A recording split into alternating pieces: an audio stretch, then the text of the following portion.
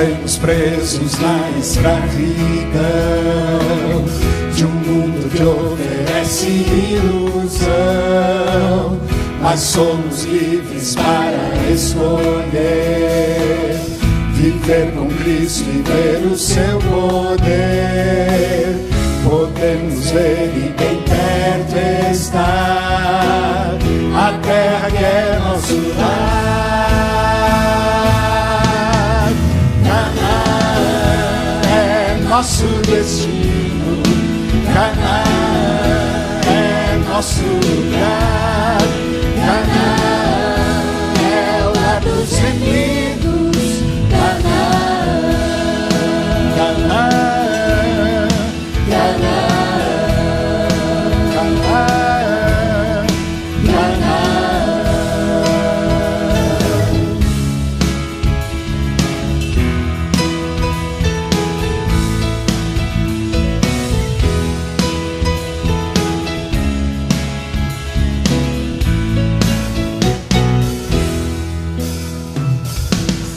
Vivemos presos na escravidão de um mundo que oferece ilusão, mas somos livres para escolher viver com Cristo e ver o seu poder.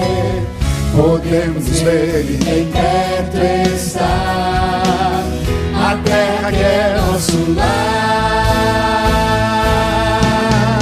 Canaã é nosso destino, Canaã é nosso lugar, Canaã é o lar dos remidos, Canaã, Canaã, Canaã, Canaã, Canaã é nosso destino, Canaã é nosso lugar, Canaã é o lar dos remidos, Canaã, Canaã, Canaã.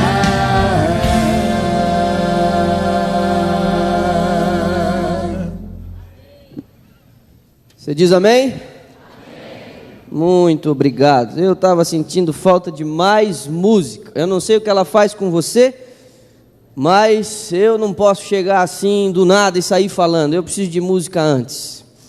Eu preciso de música antes de começar a falar.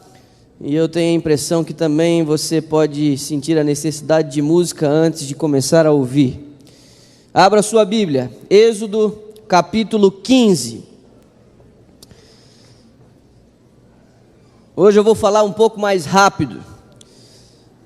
Vocês podem acender as luzes aqui à frente. Mais tarde aqui a gente vai usar aquele recurso, mas por enquanto a gente pode deixar aqui as coisas acesas. Êxodo capítulo 15. Mantenha aberta aí sua Bíblia, marcada. Nós vamos ficar aqui nesses capítulos, bem próximos ao capítulo 15. Depois a gente vai sair alguns instantes, mas deixa essa parte aí marcada. Considere comigo a estrutura do livro de Êxodo. Do 1º ao 15º capítulo, Deus, de forma extraordinária, tira seu povo do Egito. Mas, a partir do final do capítulo 15, até o final do livro do Êxodo, o que Deus vai tentar fazer, insistentemente, e parece até ser um pouco mais difícil, é tirar o Egito do povo. Até o capítulo 15, eu repito, Deus tira o povo do Egito, e dali em diante Deus fica tentando tirar o Egito do povo. Os capítulos 15, 16 e 17 é um show de incredulidade, e nós vamos observar algumas destas cenas. O que sobra nesses capítulos é incredulidade. E agora parece que o povo começa a dar mais trabalho do que se supunha. Repare, Êxodo capítulo 15, finalzinho deste capítulo, a partir do verso 23, a gente lê assim: afinal, chegaram a Mara, todavia não puderam beber as águas de Mara, porque eram amargas, por isso chamou-se de Mara. E o povo murmurou contra Moisés, dizendo: que havemos de beber? Então Moisés clamou ao Senhor, e o Senhor lhe mostrou uma árvore, lançou Moisés nas águas, e as águas se tornaram doces. Deu-lhes ali estatutos e uma ordenação, e ali os provou, e disse, repare, se ouvires atento a voz do Senhor, se fizeres o que é reto diante dos seus olhos, e deres ouvidos aos seus mandamentos, e guardares todos os seus estatutos, nenhuma, olha o que diz o texto, nenhuma, o que diz aí a tua Bíblia? Nenhuma enfermidade virá sobre ti, das que enviei sobre os egípcios, pois eu sou o Senhor que te sara. Você diz amém? Esse é o Senhor. Verso 27, então chegaram a Elim, onde havia 12 fontes de água e 70 palmeiras, e se acamparam junto das águas. Desde a saída do Egito, essa é a primeira vez que eles armam acampamento. Há uma pausa na marcha, há uma pausa na caminhada, não apenas breves momentos ou cochilos, mas agora eles armam acampamento. É um grande campuri. Quantas pessoas mais ou menos? 2 milhões de pessoas aproximadamente. Pensa num acampamento incrível esse. Eu disse, capítulos 15, 16 e 17 é um show de incredulidade. Vamos entrar no capítulo 16.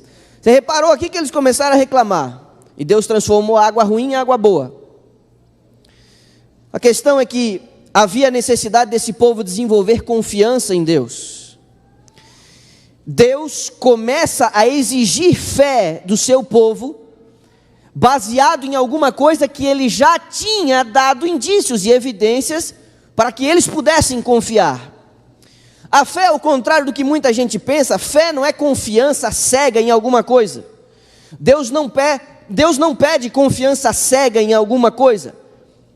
Daqueles que o Senhor exige fé, em algum momento ele já deu evidências de que Ele pode fazer as coisas.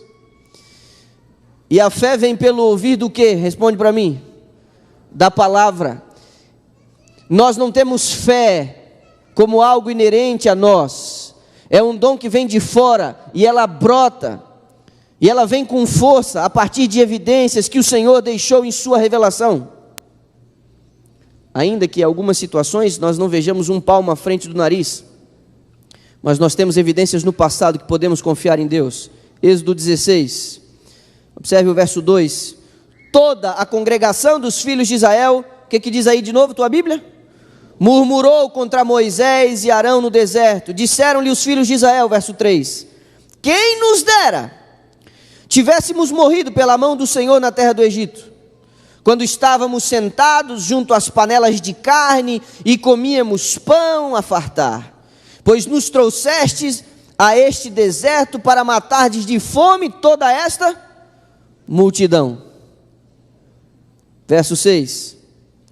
Então disse Moisés e Arão a todos os filhos de Israel: à tarde sabereis que foi o Senhor, que diz aí, que vos tirou da terra do Egito. Porque eles atribuíram, nos versos anteriores, eles não atribuíram ao verdadeiro líder a chefia daquela expedição.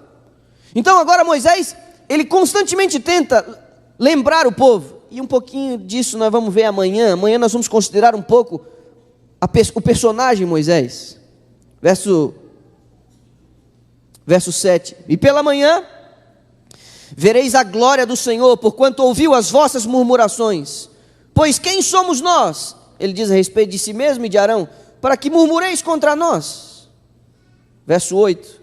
Prosseguiu Moisés: será isso quando o Senhor à tarde vos der carne para comer, e pela manhã pão que vos farte. Porquanto o Senhor ouviu as vossas murmurações, com que vos queixais contra Ele. Pois quem somos nós? As vossas murmurações, que diz aí, não são contra nós, e sim contra o Senhor. E meu amigo, nós devemos temer murmurar contra o Senhor. Às vezes nós ficamos aí resmungando, reclamando e reclamando, criticando e criticando. E às vezes nós encontramos alguns bodes expiatórios, nós encontramos algumas pessoas sobre as quais nós depositamos as nossas queixas. Mas muito cuidado, porque quando você reclama daqueles que representam o Senhor, em última análise você está se queixando contra o próprio Senhor. Verso 10. Quando Arão falava, toda a congregação dos filhos de Israel olharam para o deserto, e eis que a glória do Senhor apareceu aonde? Na nuvem. Capítulo 17. Vire a folha aí. Eu disse, o 15, o 16 e o 17. Repare o que eles aprontam aqui agora. Agora fica pior. 17, verso 1. Tendo partido toda a congregação dos filhos de Israel do deserto de Sim, fazendo suas paradas segundo o mandamento do Senhor, acamparam-se em Refidim. E não havia, o que diz aí? Água para o povo beber. Lá havia água, era uma água ruim que virou água boa. Mas depois de caminhar algumas semanas, eles chegam a um lugar que não tem nem água ruim, não tem nada, não há evidência alguma. Verso 2. Contendeu, pois, o povo com Moisés e disse: dá-nos água para beber. Respondeu-lhes Moisés: por que contendeis comigo? Por que tentais ao Senhor? Tendo aí o povo sede de água, murmurou contra Moisés e disse: por que nos fizeste subir do Egito? Para nos matardes de sede, a nós, os nossos filhos e os nossos rebanhos? Então clamou Moisés ao Senhor: que farei a este povo? Só lhe resta apedrejar-me. E olha o verso 7. Essa declaração custou muito caro. E chamou o nome daquele lugar Massá e Meribá, por causa da contenda dos filhos de Israel, e porque tentaram ao Senhor, dizendo: olha o que eles se atreveram a dizer, está o Senhor realmente no meio de nós ou não? Olhe para mim aqui, amigo. O pecado da incredulidade, ele é terrível. Você desconsidera o que Deus fez, e você se inabilita a compreender e receber aquilo que Ele ainda fará. O pecado da incredulidade, ele jaz muito próximo ao pecado contra o Espírito Santo. É quando nós desconsideramos a obra de Deus e a atuação de Deus. É a recusa de aceitar a revelação de Deus. O povo, nesse ponto, foi muito longe. Disse ontem, repito hoje, nós não estamos falando de 2 milhões de pessoas que ouviram dizer algumas coisas. Nós estamos falando de 2 milhões de pessoas que viram ao vivo e a cores a primeira, segunda, terceira, nona, 10ª praga. Nós estamos falando de um povo que não apenas viu as 10 pragas varrendo o Egito, destroçando o Egito, mas algumas semanas antes, 2 milhões de pessoas que viram ao vivo e a cores o mar se abrindo, formando 2 paredões e cruzando aquele lugar em terra seca. Quando eles chegaram do outro lado, que o louco do faraó os perseguiu para dentro do mar e o mar os fechou a todos, eles caminharam na beira da praia do outro lado, na outra margem, e o que eles viram nas próximas horas foi o corpo de muitos e muitos cadáveres, dos soldados, dos cavalos e as carruagens, levadas pelas ondas na beira da praia. Nós estamos falando de 2 milhões de pessoas que viram uma água amarga dias antes se tornar uma água própria, excelente para consumo, e agora, atrevidamente, diante da crise e da privação, eles fazem a pergunta audaciosa: realmente está o Senhor no meio de nós?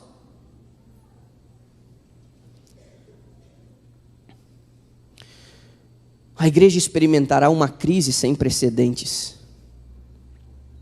E o que espanta a gente é que a profecia indica que enquanto o Espírito de Deus estiver sendo derramado em sua plenitude sobre a igreja, nós chamamos esse episódio de chuva serôdia, simultaneamente a esta porção extraordinária, a precipitação do Espírito sobre os santos de Deus, Simultaneamente, outros que professam a mesma fé vão estranhar, não reconhecendo e não recebendo tal virtude do Espírito. Que coisa! Como se não fosse, como se já não estivesse ruim. Esses episódios cheios de dúvida, tentando o Senhor, a coisa ainda consegue piorar. Capítulo 32. Eu tenho uma bronca desse capítulo.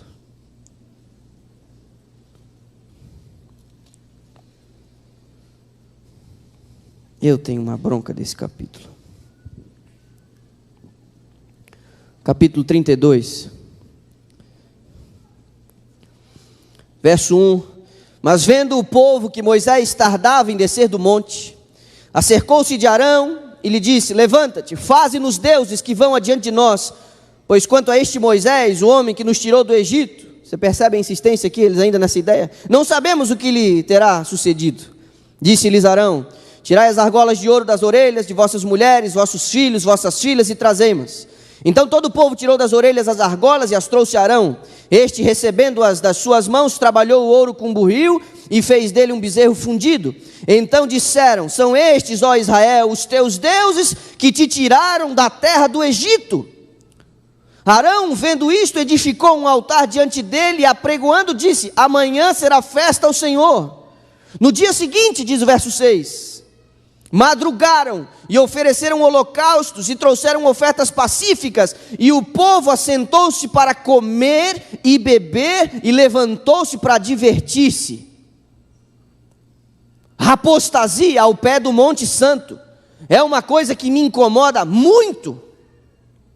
Nós estamos falando de um povo que viu todos os sinais no Egito, de um povo que cruzou o mar, e de um povo que 40 dias antes presenciou a montanha se tremendo, o monte fumegando. No primeiro dia, havia uma série de dias em que Deus se comunicaria com o povo, mas no primeiro dia Deus manifestou-se de tal jeito que tudo tremeu. Eles colocaram um cordão de isolamento para ninguém passar. O povo viu isso, e você sabe o que aconteceu no final do dia? O povo chamou Moisés e falou: Moisés, vamos fazer o seguinte, nós não vamos aguentar mais uma dessa não. Deus fala com você, Moisés, e Moisés, você fala com a gente, e tudo que o Senhor disser, a gente vai fazer. 40 dias antes, eles não aguentaram. Haviam tentado o Senhor dizendo: será que Ele está aqui mesmo? E agora o Senhor vem, desce com toda a sua glória, os montes tremem, a montanha fumega, o céu fica rubro, tem todo aquele negócio, o povo se treme todo dizendo: não, nós não vamos aguentar outra dessa. Mas eles se esquecem. Há uma mistura de gente que subiu com eles do Egito, gente infiltrada, mas que não tinha o coração renovado. Isso me espanta, porque quando eu leio as Escrituras, a gente percebe que joio e trigo vão juntinho até o final. Joio e trigo vão juntos até o final. Mas no momento de crise, o Senhor vai manipular a peneira e vai separar o grão da palha vil. Assim será. E é estranho e triste para a gente reconhecer que ainda assim é. Mas que coisa. Na quinta-feira, pela madrugada, eu quero convidar você a uma ação diferente. Todas as vezes que nós tiramos Deus de sua posição, nós estamos elegendo os nossos bezerrinhos, nós estamos exaltando os nossos deuses falsos.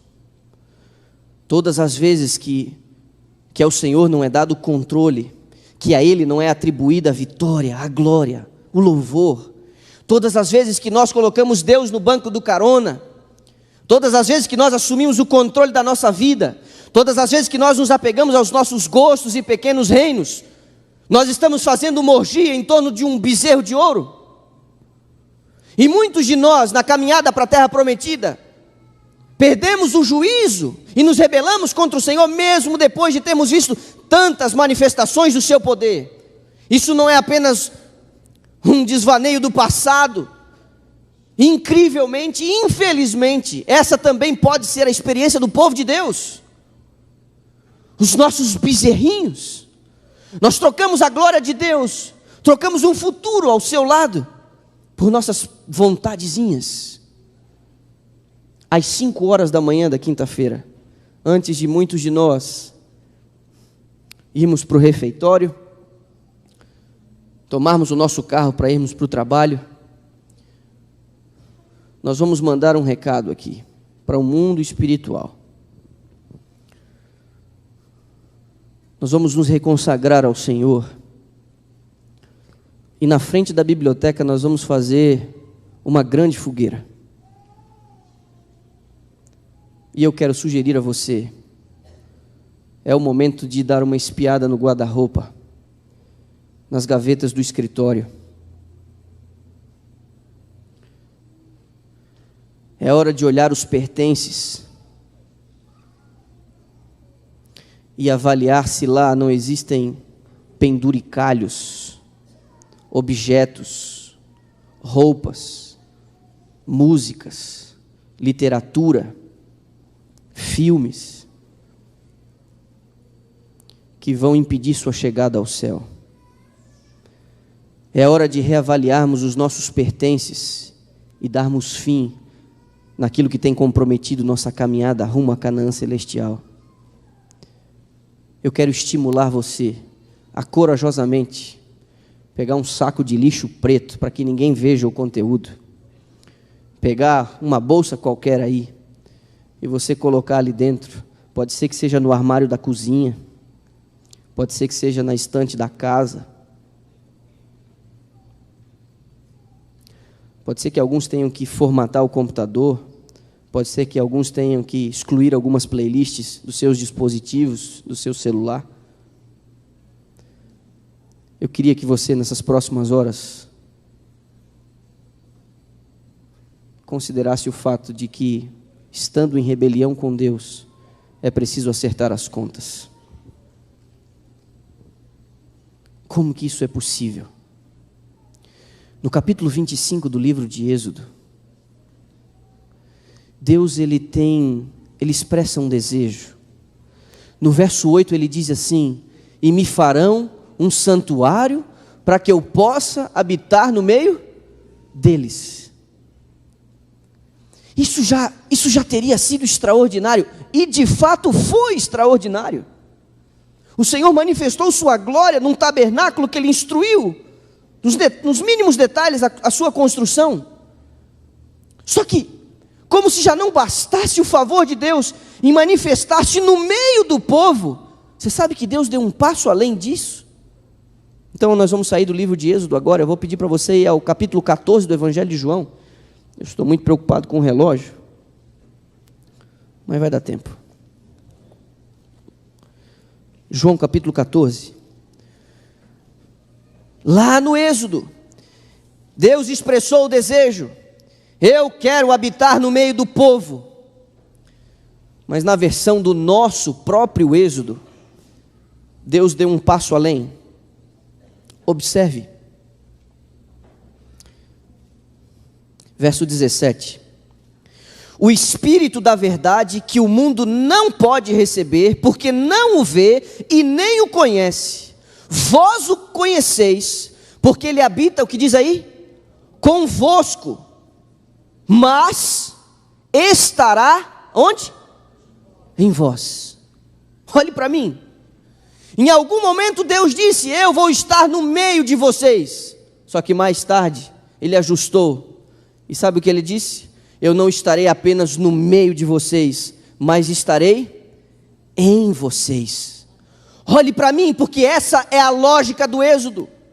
Deus tirou o seu povo com mão forte e poderosa do Egito. Deus fez algo por você. Deus fez algo extraordinário por você. Mas a obra de Deus não se limita a fazer alguma coisa por você. Deus também quer fazer alguma coisa em você. O que Deus fez por você foi tirá-lo da escravidão, foi quebrar os grilhões, a morte que o pecado lhe sentenciou. Deus fez isso na versão do seu êxodo. No entanto, você não tomou posse da herança imediatamente. No deserto, o plano de rota no deserto, a caminhada no deserto, é a chance que Deus tem de fazer alguma coisa em você, porque aquilo que você não conseguiria fazer, Ele fez antes por você. O deserto é o ambiente onde Deus realiza sua obra em nós, e Ele expressa o desejo, não apenas mais quero habitar entre vocês, mas eu quero habitar em vocês. Por favor, projete ali, para agilizar. Eu não vou pedir para você encontrar os textos aí na sua Bíblia, então eu tomei o cuidado, com a ajuda aqui dessa equipe extraordinária, de a gente colocar aqui alguns desses detalhes. São 216 referências. Não tem que ver com uma filosofia. O Buda não está nos budistas, Maomé não está nos muçulmanos, mas o cristianismo afirma categoricamente que Cristo está nos cristãos. Repare, Gálatas 2:20, já não sou eu quem vive, mas Cristo vive aonde? Perto de mim, junto a mim, em mim. Pois existem outras, pode passar, eu tenho a impressão aqui que aquele que confessar que Jesus é o Filho de Deus, Deus permanece aonde? Perto dele? Não, Deus permanece nele. Olha o próximo. Pode passar aí para mim, por favor. Não sabeis que sois o santuário de Deus e que o Espírito de Deus habita onde? Em vós. Nós estamos falando de um tabernáculo ambulante, de um santuário que vai para lá e para cá. É você. Olha o próximo. Examinai-vos a vós mesmos, se realmente estáis na fé, ou não reconheceis que Jesus Cristo está onde? Em vós. São 216 referências só nos escritos de Paulo. Essa é, sem dúvida nenhuma, uma grande certeza que a Escritura nos traz. Repare a próxima. O mistério que estivera oculto dos séculos e das gerações, agora todavia se manifestou. Ele está falando que é um mistério, aos quais Deus quis dar a conhecer qual a riqueza da glória deste mistério entre os gentios, isto é, Cristo em vós, o que diz? A esperança da glória. Quando Cristo habitou no tabernáculo, a sua glória era manifesta, mas agora a Escritura está dizendo, Cristo em nós, é a esperança de sua glória, percebida pelos gentios. Extraordinária revelação. Pode passar. É a última.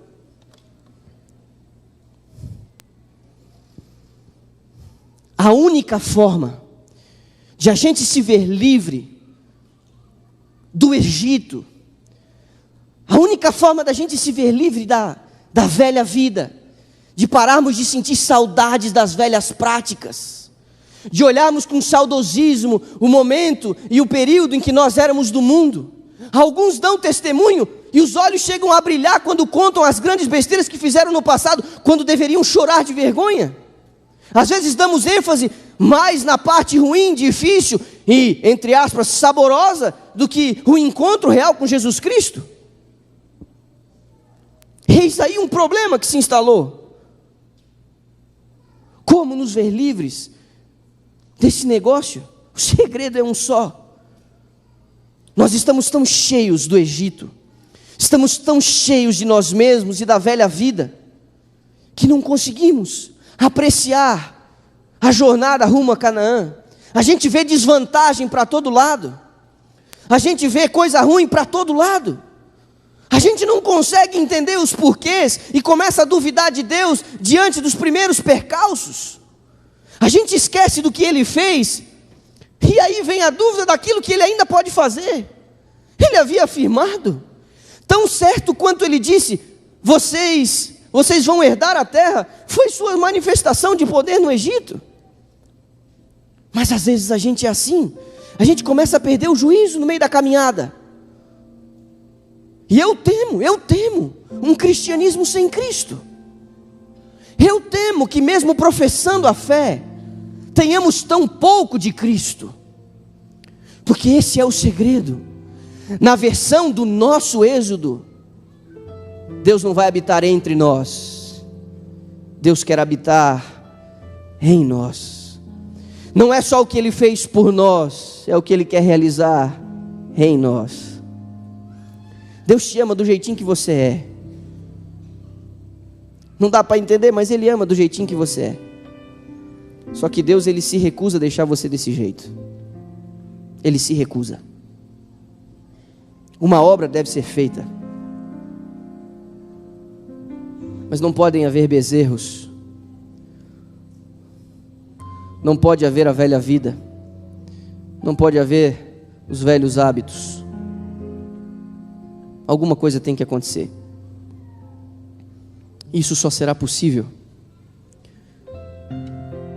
se Cristo tomar conta daquilo que um dia você já te entregou para Ele. Repare, não se herda caráter perfeito e nobre. Não o recebemos por acaso.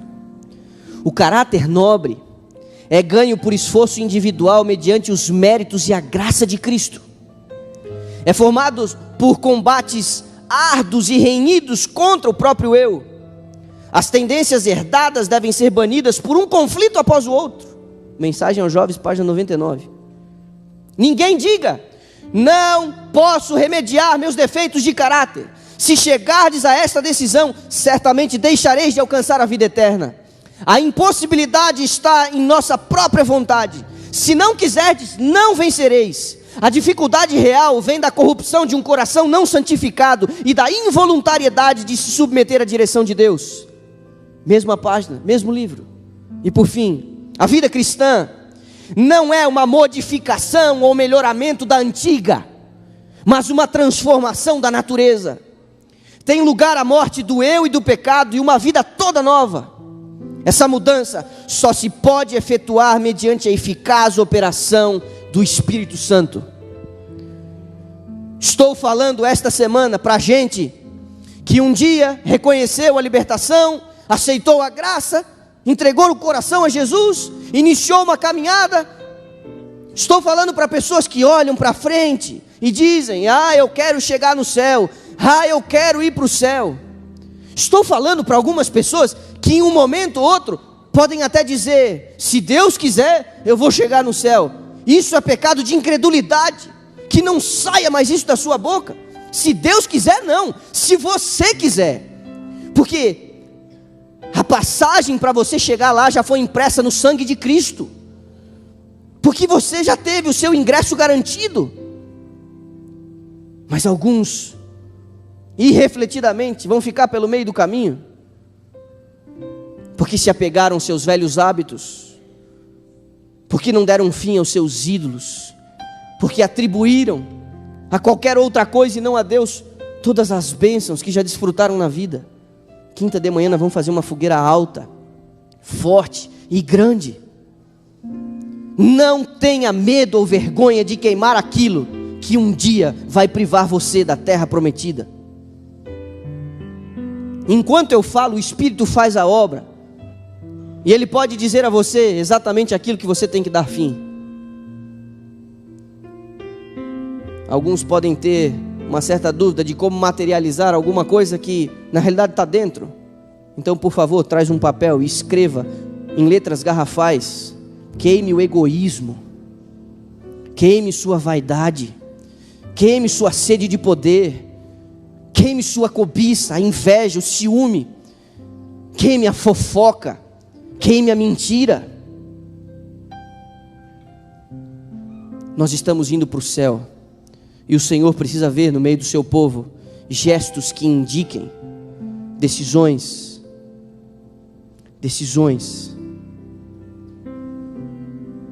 A Bruna vai cantar uma música agora. Mas recentemente eu ouvi uma história de uma menina, Taylor, que morava na região metropolitana de Dallas, no estado do Texas, nos Estados Unidos. Seus pais tinham muito orgulho dela. Era uma menina muito bonita, talentosa, com habilidades raras no esporte. Ela era muito boa, inclusive, em esquiar. E todo o inverno eles subiam as montanhas e a menina deslizava por aquelas árvores. Mas tragicamente ela sofreu um acidente esquiando no inverno e veio a falecer. Seus pais no funeral, inconsoláveis, cheios de lágrimas e de perguntas, não conseguiam conciliar os pensamentos, as emoções. Eles acabaram decidindo doar os órgãos da menina. 5 anos antes desse acidente, uma outra menina, por nome Patrícia, começou a perceber sintomas de um coração fraco e deficiente. Quando os pais de Taylor decidiram doar o coração, eles fizeram apenas uma exigência. Eles queriam conhecer o receptor e queriam ouvir o coração da filha batendo num outro peito. Depois de Patrícia estar estabilizada, depois do transplante ter sido bem sucedido, os pais de Taylor pegaram um avião e foram até a cidade da outra menina. Levaram consigo um abraço apertado, se apegaram àquela moça como se fosse a sua própria filha, e levaram consigo dentro da bolsa um estetoscópio. Eles se assentaram no sofá e o pai, depois a mãe, colocaram aquele aparelho e escutaram o coração dentro do peito de Patrícia. O que eles ouviram era o coração de Taylor. Estava num outro corpo, mas era o coração da filha. Não seria o caso de, se você expulsar todos os ídolos, de você tomar as decisões corretas, não seria o caso de Deus, quando ouvir seu coração bater, não mais ouvir o teu coração, mas o coração de Jesus que habita em você? Não seria o caso de expulsar tudo aquilo que contamina a sua alma, para que Ele possa reinar soberanamente? A Bruna vai cantar, e nós vamos fazer uma coisa bem diferente. Pode parecer deselegante, Bruna, mas nós precisamos fazer uma coisa diferente. Eu não queria que você estivesse aqui dentro da igreja quando a Bruna terminasse de cantar a música. Eu não queria. Quando ela estiver no clímax da música, terminando a música, você já vai ter deixado esse recinto. Você vai fazer a oração silenciosamente, com os olhos abertos e caminhando rumo ao teu destino da noite. Seja a sua casa, o quarto, no dormitório, ou qualquer outra tarefa que você tenha que desempenhar.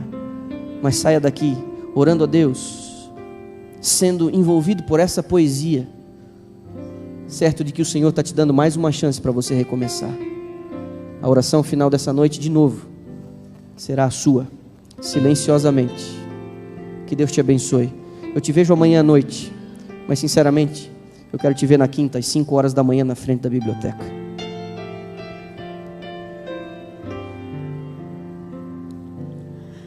Ao colocar-me em tuas mãos, quero esquecer todas as vezes que caí. Não quero reviver batalhas duras que perdi, quando de ti me afastei e tão longe eu vaguei. Hoje te entrego outra vez a minha vida, a minha mente e o meu ser. Por tanto tempo só minha vontade eu quis fazer, mas agora pronta estou para cumprir o teu querer. Dá-me força, Senhor, para vencer as provações. Esperança, Senhor, de que tudo vai mudar. E ao receber os teus milagres, me ajuda a confiar nas tuas mãos e no poder transformador do teu perdão.